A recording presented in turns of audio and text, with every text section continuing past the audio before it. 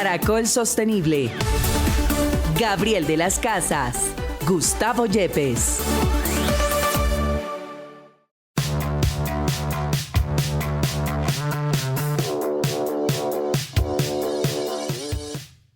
Hola, bienvenidos. Esto es Caracol Sostenible en Caracol Radio. Feliz año nuevo para todos. Aquí estamos. Es nuestra nueva cita que se mantiene en este 2025, en esta gran alianza que tenemos con la Universidad Externado de Colombia y, por supuesto, en cabeza del profesor Gustavo Yepes, que nos acompaña aquí cada sábado. Profe, muy buenos días. Feliz año para usted. Bueno, feliz año, Gabriel, para usted, para Juan Manuel, para todos nuestros oyentes. Comenzamos un nuevo año con mucha energía. Bueno, le voy a recordar un documento con el que empezábamos el año anterior, de cuáles eran las preguntas que teníamos que respondernos en 2024, cuáles eran los retos que teníamos en materia de sostenibilidad, para ver en qué se parece de lo que nos depara el 2025. ¿Cuáles son esas perspectivas que usted ve para este 2024? ¿Qué más esfuerzos tenemos que hacer para tener un mundo más sostenible en el cual podemos vivir? Bueno, no podemos parar los esfuerzos, es importante como lo mencionas, los resultados no se están viendo todavía a la velocidad que queremos ni con los niveles que estamos esperando, pero sí es importante que entendamos que la sostenibilidad cada vez se está arraigando en la práctica, en el pensamiento de las empresas y también de las personas. Y este nuevo año también tiene unas nuevas perspectivas bastante alentadoras respecto a lo que interesa más en los temas de sostenibilidad. Y esto le puede ayudar tanto a las empresas como a los ciudadanos en ver cuáles son esos temas que este año se van a ver muy fuertes en temas de sostenibilidad. Uno tiene que ver con la transición hacia una economía circular. Cada vez estamos buscando en pensar más allá de botar nuestros productos y se vuelvan un desecho, sino a volver a integrar dentro del sistema. Y tenemos algunos datos, están diciendo que en el futuro de la economía circular, según la Fundación Ellen MacArthur, la transición podrá generar hasta 4.5 billones de dólares de crecimiento económico y crear más de 100 millones de nuevos de puestos de trabajo. Esa motivación podría llevar a que crezca. Las inversiones en energía limpia también van a ser muy importantes. Por ejemplo, hay un informe de Bloomberg NEF que nos está diciendo que para el 2030 se alcanzarán a 1.5 billones de dólares anuales en inversión en energías nuevas, energías renovables. La demanda de productos y servicios sostenibles se vuelve muy, muy importante. Hay un informe de Nielsen que se llama Sustainability Imperative, dice que el 66% de los consumidores globales están dispuestos a pagar más por productos y servicios sostenibles, lo que lleva a que cada vez las empresas más se motiven a hacerlo. La regulación de la sostenibilidad va a ser también una tendencia importante. Por ejemplo, la OCDE dice que se va a aumentar el número de regulaciones hasta que se dupliquen en los próximos 10 años y se estima que el número de regulaciones solamente en energía se duplicará en los próximos 5 años. También tenemos el tema de innovación en sostenibilidad. Cada vez más las empresas, frente a ese tipo de tendencias, han comenzado a ampliar y a desarrollar nuevas tecnologías. Por ejemplo, hay un informe que se llama el Global Startup Ecosystem Report. Para el año pasado está diciendo que se advierte que el número de startups de tecnología verde ha aumentado en un 30% en los últimos años. Y finalmente estamos viendo que están comenzando a tomar medidas muy fuertes con los temas de greenwashing. El Reino Unido, la Unión Europea está comenzando a definir políticas y reglamentaciones muy importantes determinando qué sanciones van a imponer y a las empresas que no cumplan con la transparencia de la información. Y para que puedan ver ustedes, en Latinoamérica, que es una tendencia importante, hay un estudio que se llama The Savvy Consumer, que nos está diciendo que se advierte que el interés en sostenibilidad en nuestra región ha aumentado un 32% más, incluso superando en un 5% en el Reino Unido y a los Estados Unidos. Así que nuestra región tiene que comenzar a ser protagonista en los temas de sostenibilidad para este nuevo año. Bueno, profe, frente a estos programas, estas preguntas más bien, ¿qué nos depara el 2025? ¿En qué hemos avanzado? ¿Por dónde ve usted que se debe mover este año? Bueno, primero lo que vamos a ver es qué pasó en el 2024. Bien. Si esas predicciones que se hicieron sobre las tendencias se cumplieron o no. Frente a la transición a la economía circular tenemos buenas noticias. Okay. Por ejemplo, en España, el Ministerio para la Transición Ecológica sacó una convocatoria con un presupuesto de casi 27 millones de euros para promover la economía circular. En Colombia fue algo muy interesante. Durante el Festival Latinoamericano de Economía Circular que se realizó el 10 de octubre, 18 países de la región firmaron la Declaración de Bogotá 2024 por una economía circular biodiversa, justa e inclusiva en América Latina y el Caribe, que se presentó en la COP16, que fue otro de los temas importantes en nuestro país durante el año pasado. Las inversiones en energías limpias. Datos como del Foro Económico Mundial nos están diciendo que las fuentes de energía con cero emisiones de carbono representaron en 2024 más del 40% de la electricidad generada por primera vez en toda la historia. Digamos, una buena noticia, que están haciendo esfuerzos al respecto. El 14% de esta energía procedió de fuentes eólica y solar. Entonces cada vez tenemos fuentes que son renovables. Y según la Agencia Internacional de la Energía, la inversión en energías limpias llegó en el 2024 a los $2 billones, duplicando pues, la destinada en combustibles fósiles, que también es una buena noticia. Todavía nos falta un poco más. Dicen que se requiere más o menos medio billón de dólares más cada año para poder transitar a esas energías limpias. Bueno, pues en lo que veo inicialmente es que acertamos en las rutas de lo que iba a pasar. De ahí a los resultados finales hay mucho trecho, siempre nos va a hacer falta, pero íbamos en esa ruta. Las tendencias van en ese camino. Bueno. La demanda de productos sostenibles dice que se incrementó, que solamente en Estados Unidos, según un informe de la encuesta sobre sostenibilidad, vehículos eléctricos y tiendas minoristas, en Estados Unidos el año pasado mostró que el 80% de los consumidores están muy o algo preocupados por el impacto ambiental de los productos que compran, frente al 68% en el 2023 o el 63% en el 2022. También en las tiendas de conveniencia que utilizan en este tipo de, digamos, de estaciones de servicio. Ok. Porque no se puede decirle otro nombre, sino las estaciones de servicio, están viendo que los encuestados, 78% de los encuestados cada vez están utilizando más marcas que sean sostenibles frente a un 34% del año pasado. Entonces hay un pequeño incremento al respecto sobre el compromiso de los ciudadanos.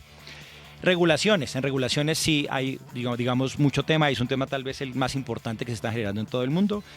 Por ejemplo, está sacando la Unión Europea el Corporate Sustainability Reporting Directive, la Directiva Corporativa de Reportes de Sostenibilidad, que entró en vigencia el 1 de enero del 2024, que ha comenzado a obligar a las compañías europeas con toda su operación alrededor del mundo a reportar sus desempeños no financieros con un estándar en particular, especialmente teniendo en cuenta los impactos del cambio climático en los desempeños financieros de la organización y teniendo en cuenta doble materialidad, que significa que también voy a tener en cuenta los desempeños no financieros de las compañías.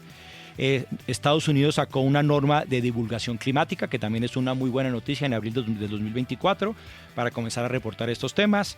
El Tratado Mundial del Plástico, sí tengo que decirle que no se logró.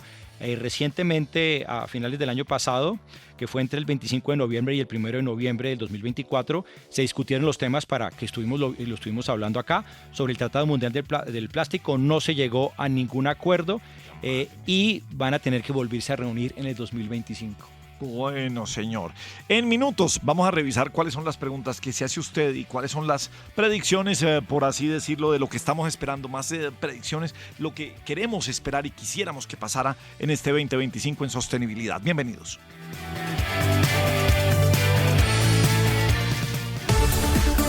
Caracol Sostenible en Caracol Radio.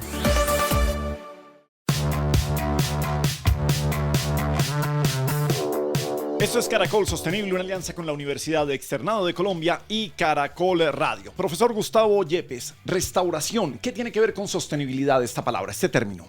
Gabriel, desde los 90 han comenzado a revisar algunos elementos que traten de contribuir un poco más que el desarrollo sostenible. El desarrollo sostenible para algunos es un oxímoron, para otros es solamente la reducción del impacto, y otros comienzan a creer desde el 94 y especialmente desde este nuevo siglo, como un señor Ries, que necesitamos tener un desarrollo que sea regenerativo, que permita restaurar o incluso regenerar la situación actual del ecosistema y el medio ambiente debido a la actividad humana. Entonces creo que es como una oportunidad para hacer un pequeño ajuste adicional.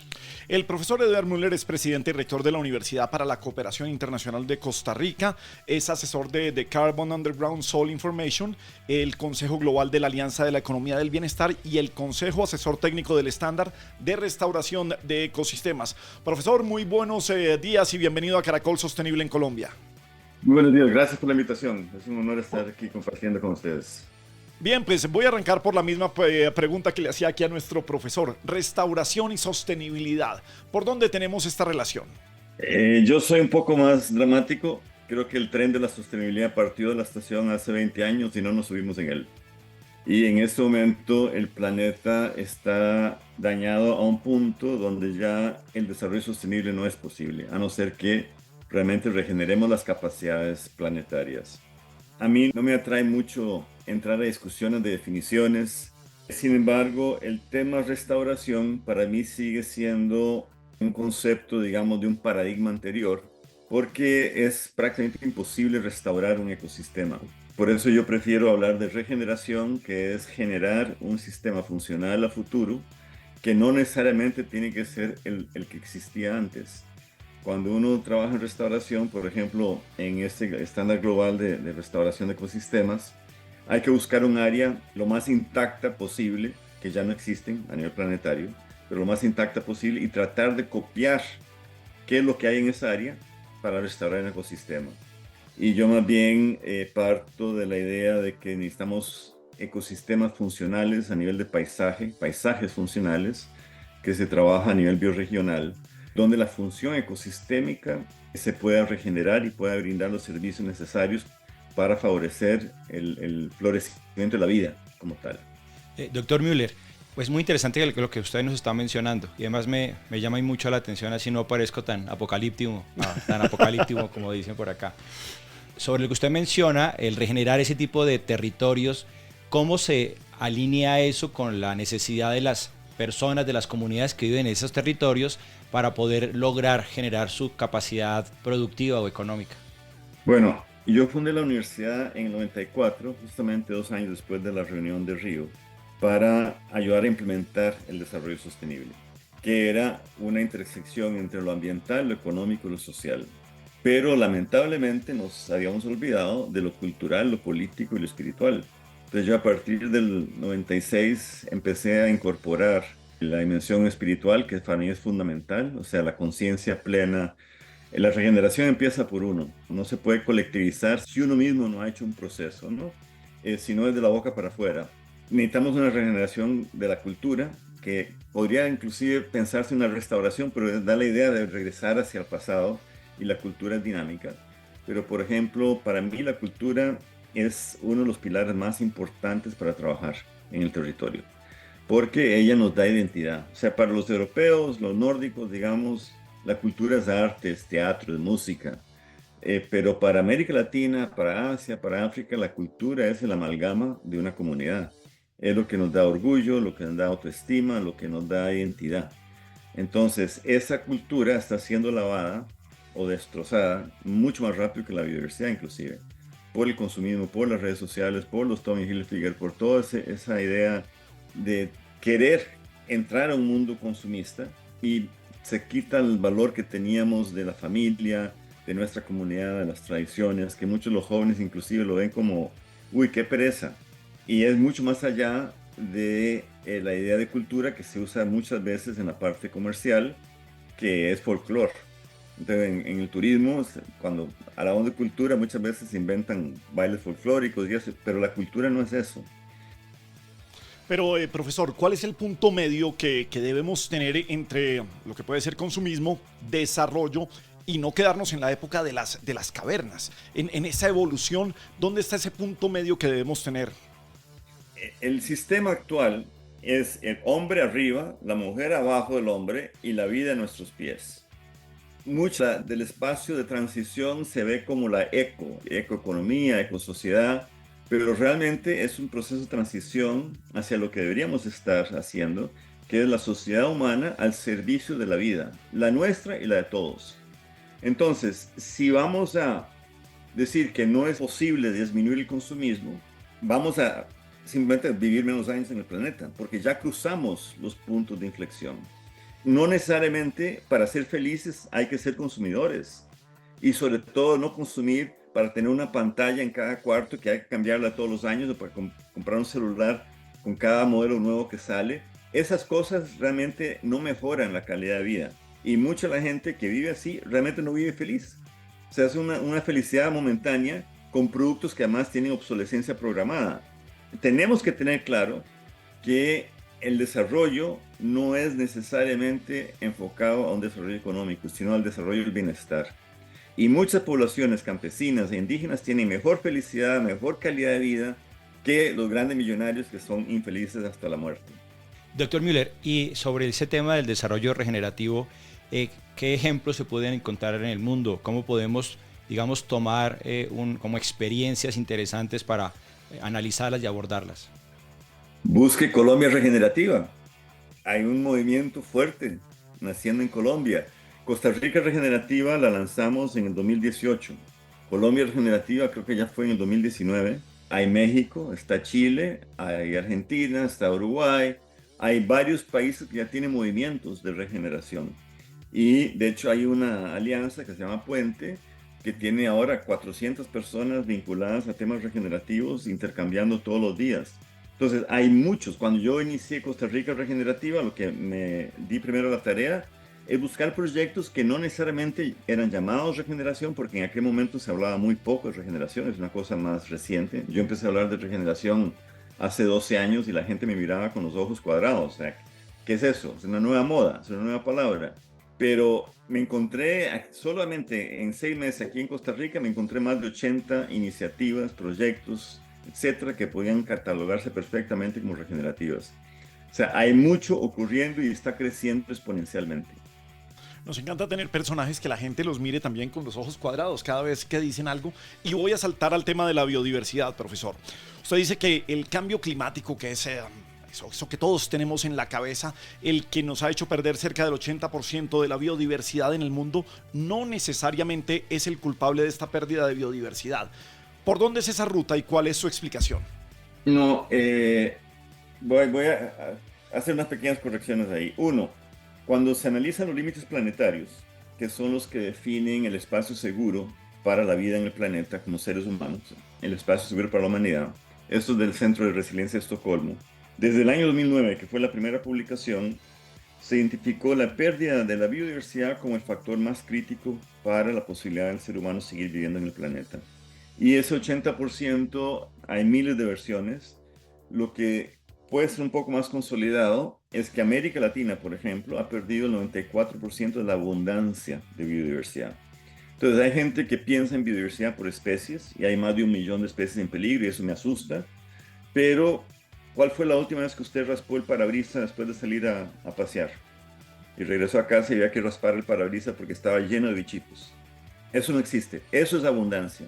Y esa es la que hemos perdido a 94%. O sea, nos queda 6% de la abundancia para poder recuperar a los ecosistemas. Si seguimos dañando, si seguimos usando estudios de impacto ambiental que son legales, pero son inmorales, porque te autorizan minimizar el impacto cultural, minimizar el impacto ambiental, ecológico, ahora los proyectos tienen que brindar condiciones para la vida, para la sociedad y para la economía. Si no, no deberían hacerse. Entonces, la biodiversidad es el primer punto de colapso. El tema del cambio climático es que tiene un efecto de retroalimentación con la pérdida de diversidad biológica. Si se pierde diversidad biológica, se empeora el cambio climático. Al empeorarse el cambio climático, matan la diversidad biológica. Un ejemplo es el Amazonas, se está muriendo esta semana. No hay agua. Uno puede cruzar a pie entre Brasil y Perú. Ahora, con la concentración en el CO2 es el error. O sea, no estoy diciendo que no sea importante, pero entre los límites planetarios todavía está en el de menor riesgo. Y todo el mundo está enfocado en reducir emisiones. En primer lugar, no es reducir emisiones a futuro, es capturar el CO2 que ya está en la atmósfera, porque ya pasamos los puntos de inflexión. En este momento se está derritiendo el permafrost en el norte y en Antártida a una velocidad que podría acabar con la vida humana en las próximas décadas. Y estoy hablando de un par de décadas, porque al descomponerse el permafrost se libera metano y el metano calienta 86 veces más rápido el planeta. Ya con el CO2 que existe en la atmósfera. Si no bajamos ese CO2 rápidamente, no hay forma de frenar el proceso. Entonces, todo ese tema de Naciones Unidas y las agencias de gobierno, etcétera, que al 2050 tal cosa y que vamos a reducir las emisiones, eso no tiene viabilidad. Y eso está dentro de un paradigma que ya no cumple propósito. Nos toca sacar carbono de la atmósfera y meterla bajo nuestros pies. Y la mejor forma de hacer eso es cambiando la forma de producir los alimentos y las fibras, que son causantes del 80% del colapso planetario es causado por la agricultura. la forma de producir los alimentos y consumir los alimentos es causante de la obesidad, que está afectando ahora al 80% de la población en Estados Unidos, en México, inclusive aquí en Costa Rica la obesidad ha aumentado enormemente. El autismo, el Alzheimer, todas esas intolerancias al gluten vienen de la destrucción del microbioma. ¿Por qué? Porque no nos dimos cuenta que la vida en el suelo es lo más importante. Y los micelios que crecen en el suelo, que es el internet de la naturaleza, están siendo destruidos por los químicos y los fertilizantes. Los fertilizantes son la segunda causa de extinción humana en el planeta. Y son fáciles de eliminar porque no se necesita fertilizantes para producir alimentos. Es una falacia otra vez. Entonces, tenemos posibilidades de corregir todo el problema cambiando la forma en que producimos alimentos. Pero ahí hay que desaprender. Y las universidades siguen enseñando el arado y los tóxicos y los fertilizantes para producir alimentos y que sin eso no vamos a alimentar a la población. Eso ya está más que comprobado que no es correcto. Y hay una relación bastante inmoral entre las petroquímicas y la academia, porque la están financiando. Doctor Müller, y en ese sentido, ¿solamente hay desarrollo regenerativo en la agricultura o también se puede hacer en otras industrias? Nosotros, el modelo conceptual que desarrollamos de desarrollo regenerativo es una alianza entre la naturaleza y espiritualidad. Entonces, toda la parte de conciencia, de responsabilidad plena, etcétera, está incorporado. Y después necesitamos economía regenerativa, sociedades regenerativas. ¿Qué son sociedades regenerativas? Son sociedades que están activas en el sentido que están trabajando, definiendo su futuro. No estamos esperando que algún político del cuarto piso de un edificio pueda definir las políticas públicas de un desarrollo local. La gente tiene que asumir eso y tiene que asumir la responsabilidad. Y hay que hacer una regeneración política, porque el sistema político que hemos desarrollado en los últimos años o décadas no es funcional. No está funcionando en ninguna parte del mundo. No es una democracia. Y más ahora con la inteligencia artificial. Entonces nos toca reinventar también la política pública. Ojalá tengamos mujeres jóvenes en la toma de decisiones a nivel local, porque las mujeres tienen empatía, tienen la capacidad de hacer multitasking, o sea, muchas labores al mismo tiempo. Y el hombre al final termina, y estoy generalizando, obviamente es un error generalizar, pero en términos amplios, el hombre piensa más en sí y es mucho más egoísta. Entonces, la toma de decisiones por gente de pelo blanco o pelo amarillo, peor, debería estar siendo eliminada y deberíamos meter jóvenes que tienen empatía, que tienen más posibilidades de desaprender de un modelo que el desarrollo lo basamos en el PIB. Yo le digo Producto Interno para Brutos, porque el PIB nunca tuvo relación con desarrollo. No hay correlación alguna entre PIB y desarrollo. El PIB lo que mide es flujo de dinero. La guerrilla en Colombia aumenta el PIB. Doctor Müller, y sobre el concepto de estado estacionario o de crecimiento, ¿qué opina? ¿Qué tan cercano está el desarrollo regenerativo a este tipo de teorías? Es que yo creo que cuando uno habla con el enfoque negativo, la gente no lo va a comprar. Entonces, no hay necesidad de hacer un decrecimiento, porque decrecimiento no es cambiar el consumo. Yo no necesito un iPad nuevo cada año. No lo necesito para vivir con calidad de vida. Entonces, realmente podemos avanzar en un mayor bienestar humano. ¿Por qué no valoramos el desarrollo basado en la felicidad como lo hace Bután? O basado en el acceso a la educación, salud y placer, en vez de usar un valor económico que no representa para nada el desarrollo. Si empezamos a medir el desarrollo en bienestar humano, ¿qué te importa más? ¿Tener salud, felicidad y familia? ¿O vivir encerrado con todos los electrónicos que tengas a tu disposición? ¿Qué es más felicidad? Entonces, hemos asumido que la felicidad es ese consumismo y ahora tenemos que desacelerar el consumismo. No, si cambiamos la conciencia, por eso el tema espiritual, si la gente se vuelve más consciente, no necesariamente va a seguir consumiendo de la forma que consume. Quiero volver con el tema de la agricultura ya para cerrar, profesor, agradeciéndole este espacio con nosotros en Caracol Sostenible, pero me quedaba pensando entre esa relación entre el mercantilismo y la agricultura. ¿Por qué? Porque esas corrientes hoy quieren vender alimentos orgánicos, pues son costosísimas, es una moda, está en las grandes ciudades, es lo más fashion. Entonces se pierden los conceptos precisamente frente a lo que ustedes nos está contando el día de hoy.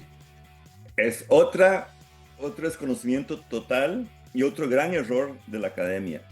y de la prensa y de los medios. Mira, la agricultura orgánica no es lo que estamos buscando y no es agricultura regenerativa. La agricultura regenerativa se enfoca en generar salud en el suelo. Si hay salud en el suelo, hay salud en las plantas y hay salud en los animales. No se enferman como se enferman en los procesos químicos o solamente la parte orgánica. Si las plantas y los animales tienen su microbioma sano, el ser humano puede recuperar su microbioma. Nuestra inmunidad humana no son células humanas. Nuestra inmunidad humana nos la da el microbioma que está en la piel y en el intestino. Entonces, si queremos recuperar la salud humana, tenemos que recuperar el microbioma. Y eso regresa de nuevo a una producción. Nosotros logramos convencer a productores enseñándole a sus hijos agricultura regenerativa en el colegio. Y le pedimos a los hijos que fueran a sus papás y les pidieran un pedacito de tierra. Cuando los productores se dieron cuenta que no querían abandonar los químicos por miedo, porque les hemos metido miedo que sin químicos no hay cómo proteger los cultivos, los hijos empezaron a ganar mucho más plata.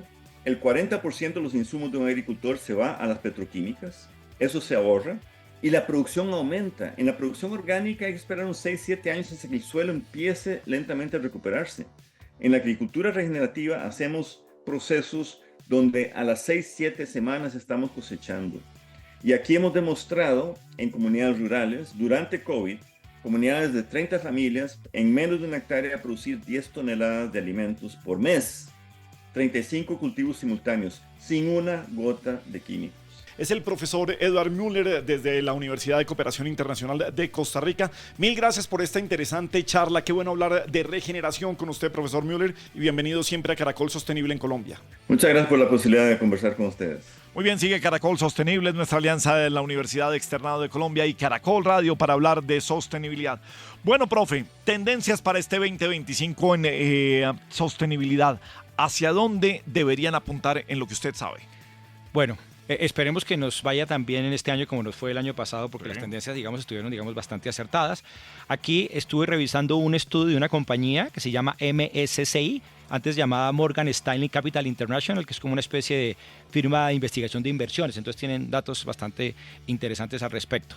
Ellos dicen básicamente que hay 5 tendencias importantes para el año 2025. A ver. Entonces, la prioridad es la adaptación al cambio climático.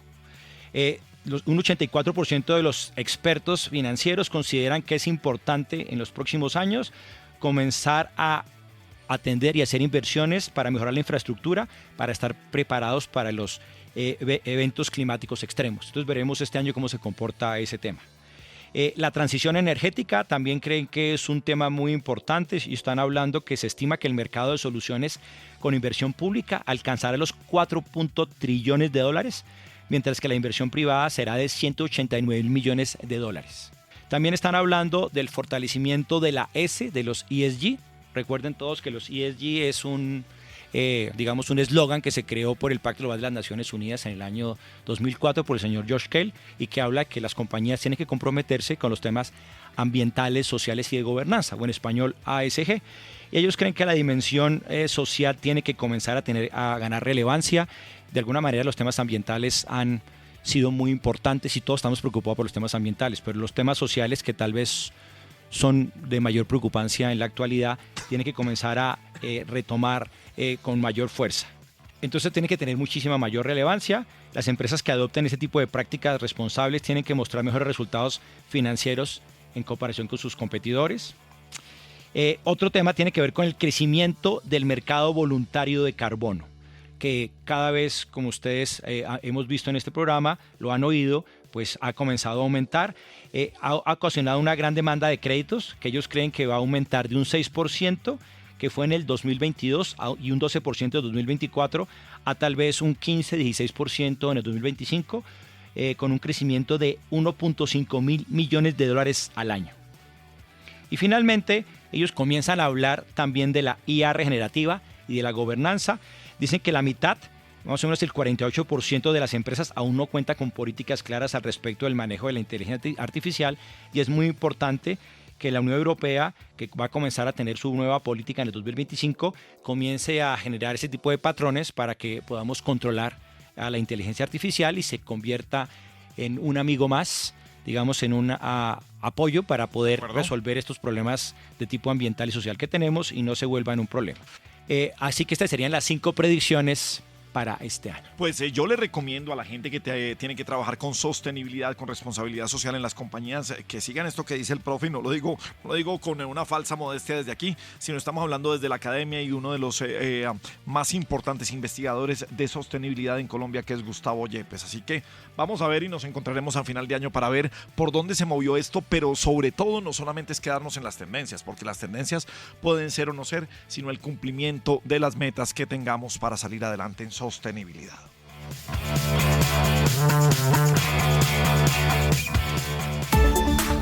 Ya regresamos con Caracol Sostenible. Continuamos con Caracol Sostenible.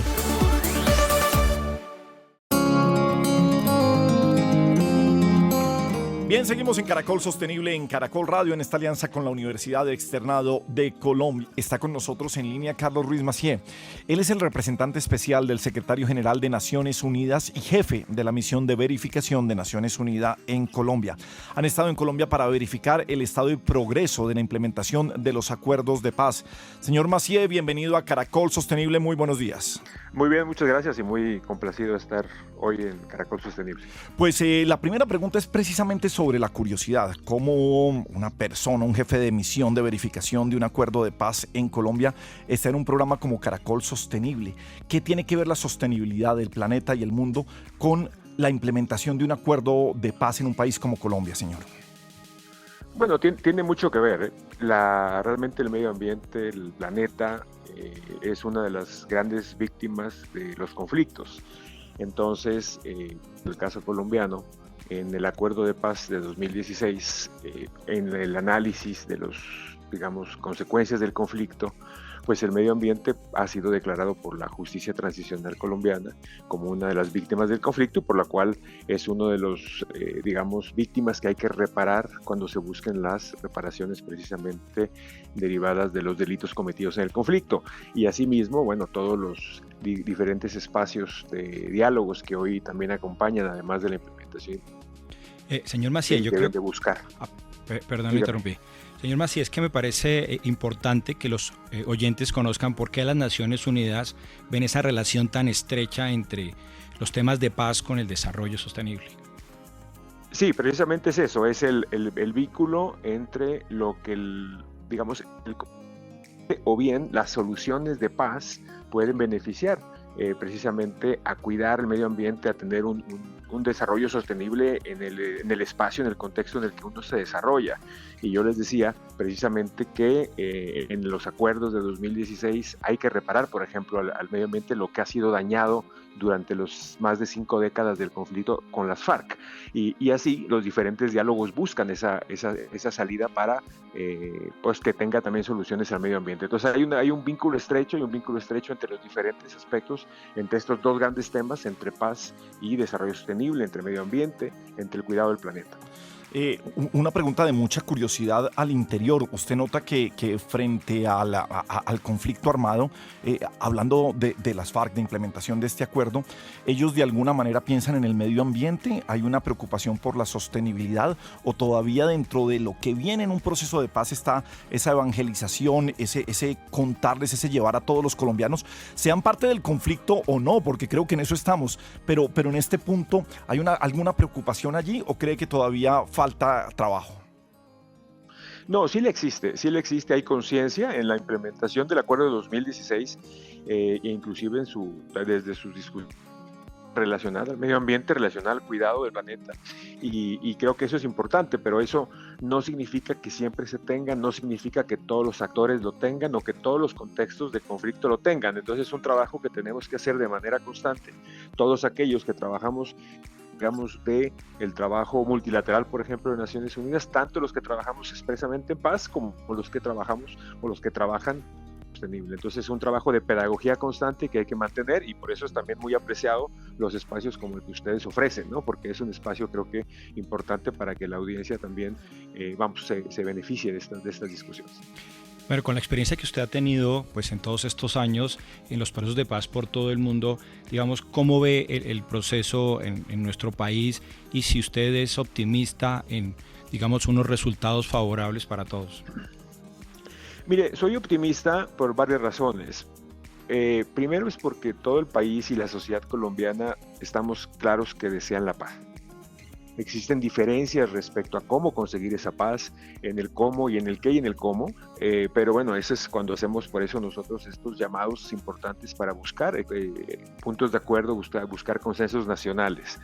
Y ya en concreto, pues en la implementación del Acuerdo de Paz de 2016, pues ya está en un 8º año de implementación. Los acuerdos de paz en el mundo, solo para ponerlo en contexto, menos de la mitad llegan a un año 5º, precisamente por la complejidad a veces de la implementación, a veces porque el país recae en conflicto, y Colombia lleva en el 8º, a pesar de muchas complejidades, a pesar de muchas dificultades, a pesar de situaciones que seguimos viviendo en los territorios complejas de seguridad y de otra índole, pero se va avanzando. Entonces hay ese espíritu también de conseguir soluciones de los conflictos a través del diálogo, que es un espíritu que creo que es que Colombia exporta al mundo y que hay que cuidar, y eso es lo que nos da mucha confianza y optimismo. No queremos decir con esto ni que no somos realistas, ni que esto es fácil, ni que no genera a veces divisiones en la sociedad colombiana, ni mucho menos, pero sí nos da confianza, nos da optimismo, y para seguir contribuyendo, ojalá, pues a seguir avanzando en el camino de la consolidación de la paz. Como le digo, Colombia está claro, quieren la paz, el tema es llegar a estos consensos nacionales para tener un camino unido. Si bien un acuerdo de paz es bastante complicado de lograr, lo importante también es lo que viene para que no vuelvan a las armas, para que estos desmovilizados no vuelvan a movilizarse y a seguir buscando el camino de las armas para ser sostenibles. Dentro del mismo proceso, ustedes también están revisando cuáles son los proyectos sostenibles, de qué van a vivir esas personas. ¿Qué ha notado de lo que pasa en Colombia? Por supuesto, tiene que haber un patrocinio del Estado en una etapa inicial para que estas personas se vuelvan empresarios, para que sean útiles a la sociedad, para que planteen sus empresas, sus proyectos. ¿Cómo estamos frente a eso y qué alcanzó a notar usted aquí? Bueno, van avanzando bastante bien en ese aspecto. Primero hay varios datos importantes. El primero es que casi el 90% de los excombatientes, de los firmantes de paz, han estado ya vinculados a algún proyecto productivo. Ahora, como bien lo decía usted, lo importante es que sean procesos sostenibles, durables, que les den esta, digamos, oferta de vida. Y entonces ahí lo importante es seguir avanzando en temas de vivienda, en temas de tierras, para anclar precisamente este proceso de reincorporación a la vida civil. Lo positivo también es que el gobierno actual ha priorizado precisamente una estrategia de sostenibilidad a esta reincorporación, que esperamos funcione, precisamente para darle esta duración a través del tiempo positiva del proceso de reincorporación. Eso, muchos otros elementos que también, como usted mencionaba al principio, también es importante para la no repetición del conflicto, no solamente de las personas que ya se desmovilizaron, sino también para que en las comunidades, en los lugares donde han sido particularmente perjudicados por el conflicto, no se vuelvan a tener estos tipos de conductas, y es cuando el Estado tiene que entrar en esos territorios para que otros grupos, otras naciones no copen esos territorios y no vuelvan a tener a las comunidades bajo este régimen de horror, ¿no? al que han estado sujetas a través de los años. Señor Macié, como decía Gabriel, pues un proceso de paz es un proceso complejo. Obviamente hay unos involucrados directos, pero al final toda la sociedad en su conjunto pues de alguna manera hace parte de eso, lo sufre. Pero nos gustaría que le dijeran a nuestros oyentes cómo todos, como ciudadanos, podemos contribuir con un proceso de paz, con constituir un nuevo panorama en un país como el nuestro. Sí, es muy importante porque, y eso es lo que le da fortaleza y también sostenibilidad a estos procesos, es que la sociedad en su conjunto participe. En las discusiones del proceso de 2016 fue muy inclusivo en cuanto a diferentes sectores participando, desde el sector privado, plataformas de mujeres, grupos étnicos, y eso finalmente es lo que también le ha dado esa fortaleza. En su implementación también es importante que la sociedad lo siga abrazando y que haya conciencia precisamente de esto, de que es pues que son procesos complejos, de que son procesos lentos, de que son procesos difíciles. Ningún acuerdo es perfecto, ni ningún acuerdo se implementa de manera perfecta. Entonces hay que tener esa conciencia, esa paciencia, pero también esperamos ese abrazo de la sociedad, porque finalmente nosotros, como le decía, estamos convencidos que todos los colombianos, todas las colombianas quieren paz en sus territorios. Ha habido seguramente diferencias políticas, diferentes sectores alrededor de cómo llegar a esos consensos, a esos acuerdos, pero eso no significa que no toda la sociedad esté detrás de consolidar la paz en el país. Entonces creo que es esa paciencia, ese apoyo en diferentes ámbitos para que eso pueda seguir avanzando en beneficio de todos. Es lo que quisiéramos desde Naciones Unidas. Y recogiendo las palabras de Macié, profesor Gustavo Yepes, pues las empresas tienen que trabajar mucho en sostenibilidad, precisamente en reincorporación, en trabajo digno, en igualdad de trabajo precisamente para estas personas que se desmovilizan. Es gran parte, como dice de nuevo el señor Macié, a veces creemos que el acuerdo de paz, eso se firma entre ejército, gobierno y en las zonas de conflicto, pero fíjese que llegamos a un punto fundamental en la sostenibilidad de este acuerdo y en que no recaigan en las armas, y es el papel de empresarios y sociedad civil, los que estamos en las grandes ciudades y no somos tan afectados directamente en el día a día, porque siempre un país va a estar afectado, profe. Claro, pues yo celebro mucho lo que nos acaba de comentar el señor Macié respecto a la visión del gobierno de volver ese tipo de actividades sostenibles vinculando a las comunidades.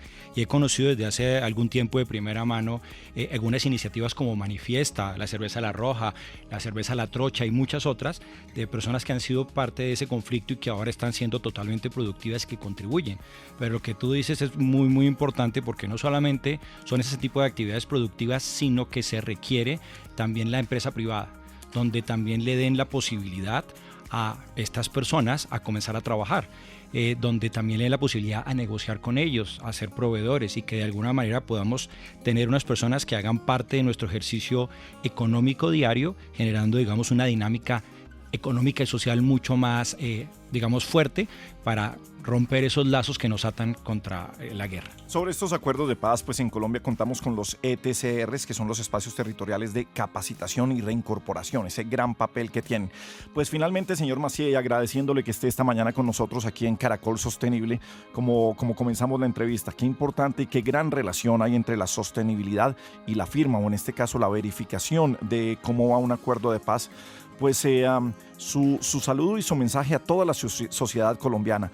Hoy nos están escuchando los principales directores de sostenibilidad de las compañías, pero en general toda Colombia está escuchando parte de esta entrevista, y es muy importante hacer énfasis, hacer hincapié en el papel que tenemos todos frente a un acuerdo de paz para que sea sostenible, porque esto tiene que ver con la sostenibilidad del planeta y con el deber ser de este programa, señor Macié. Sí, bueno, primeramente recordar que mandar un mensaje primero de que los colombianos y las colombianas deben sentirse orgullosos y orgullosas de lo que han logrado. Realmente es muy importante para Colombia, pero también para el mundo. Lo siguiente es que, a pesar de esto, sabemos que hay muchas complicaciones, que la situación no es idónea en muchos territorios, que hay que seguir trabajando, hay que redoblar esfuerzos, y entonces el llamado es para que sigan pues participando de manera activa a los que lo puedan hacer. Hablábamos de los diferentes sectores que han estado involucrados y que deben seguir estando involucrados, pero que sigan en general la sociedad abrazando pues los prospectos de paz que tiene el país. Creo que es algo que se desea a nivel nacional, y creo que requiere el esfuerzo de todos, y nosotros, bueno, estamos en el país simplemente para contribuir lo que podamos a ese gran deseo nacional. Entonces, ese es nuestro mensaje, nuestro deseo y nuestro llamado, y muy agradecidos con Caracol Sostenible. Pues es Carlos Ruiz Macié, el representante especial del secretario general de ONU y jefe de misión de verificación de Naciones Unidas en Colombia. Un placer y bienvenido siempre a Colombia, y bienvenido a Caracol Sostenible, señor Macié. Muchas gracias, es un placer para mí. Caracol Sostenible. De lo absurdo a la reflexión.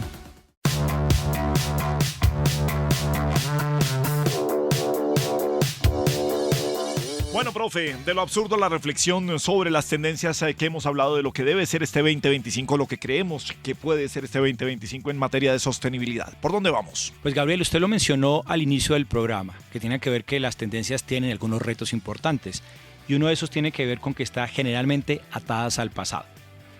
Obviamente la sostenibilidad, como otros temas de la vida, pues enfrentan este mismo desafío.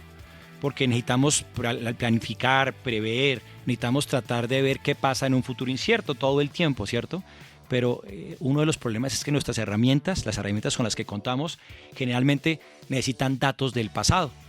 Y esos modelos de tendencia, pues, que son herramientas esenciales para nuestras decisiones en temas como población, adaptación al cambio climático, transición energética, todo este tipo de riesgos, pues estos modelos tienen unos problemas, es que los datos son históricos para determinar proyecciones, como todas estas tendencias que hemos hablado al principio del año pasado y en este año. Y porque ya que esos patrones pues, son considerados pues, indicadores de comportamientos futuros. Los modelos predictivos climáticos pues, han demostrado ser útiles para, digamos, predecir condiciones futuras con cierto grado de precisión. No sé, ustedes han visto las predicciones del IPCC, que es el grupo de expertos de las Naciones Unidas sobre el cambio climático, y nos muestran, pues, digamos, cómo ha aumentado la temperatura en estos años con muchísima precisión. Sin embargo, pues ya nos hemos dado cuenta, que lo vimos en carne propia con eventos como la pandemia del COVID, que todas las proyecciones que teníamos, ninguna se dio cuenta de eso. Tal vez los Simpson nada más, que lo estaban viendo. El resto, ninguna técnica lo pudo prevenir, ¿cierto? De acuerdo. Entonces, digamos que estos modelos de proyección utilizan datos históricos y asumen que las dinámicas permanecen constantes y que solamente es cuestión de seguirlas para poder predecir el futuro. Y aunque ofrecen este tipo de ventajas, estandarización, para también identificar patrones, pues presentan limitaciones. Son lineales, tienen sesgos de entrada con la información y adicionalmente pues no tienen en cuenta las variables emergentes que de algún momento pueden presentarse como que son inciertas, como se nos presentó con el COVID. Entonces es muy importante que podamos ver que el pasado es una guía que es muy útil, pero no es un reflejo fiel del futuro. Pues al depender de datos históricos, pues corremos riesgos de ignorar innovaciones disruptivas, crisis inesperadas, y esto es especialmente problemático en temas de sostenibilidad, donde se requiere cada vez más adaptabilidad, responder a cambios más rápidos, nuevas tecnologías, nuevos comportamientos humanos, reacciones de la naturaleza que son, digamos, impredecibles. Y hay un famoso, digamos, escritor, hay un pensador de origen libanés que me gusta mucho, que se llama Nassim Nicolás Taleb, que tiene una frase muy importante y que ya alguna vez la habíamos mencionado en este programa, que dice que el pasado no puede usarse para predecir el futuro, para que podamos estar preparados al respecto. El pasado no puede usarse para predecir el futuro. Uy. Así que necesitamos tener soluciones más estratégicas, ¿no? ¿No se está contradiciendo usted sobre cómo construir y tener los datos del pasado? Claro, así funcionan los modelos. Y él dice que vamos a tener que buscar modelos que sean mucho más fuertes, mucho más que robustos. Él habla de una palabra que él se inventó que se llama antifrágil, porque casi siempre estamos pensando que lo que pasó, por ejemplo, él menciona en Japón a la planta de Fukushima, que estaba prevista, estaba preparada para cualquiera de los efectos que se pasaron en el pasado. Sin embargo, más o menos a finales del 2011 se presentó un terremoto y luego un maremoto que acabó con esta planta y puso en riesgo pues, al país y a la región y al mundo entero.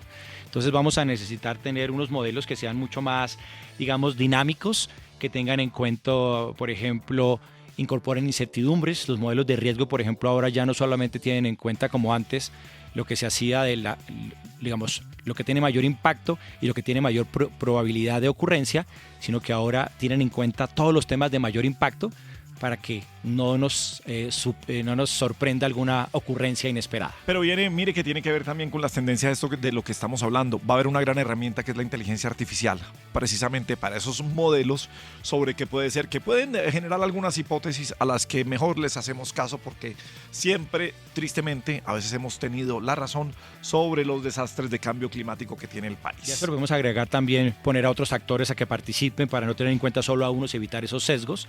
Así podemos utilizar también la inteligencia artificial y la inteligencia humana. Bueno, señor, pues Alejandro Barón está en la producción. Juan Manuel Durán es nuestro productor periodístico, el profesor Gustavo Yepes de la Universidad Externado de Colombia y Gabriel de las Casas. Les deseamos un feliz resto de día.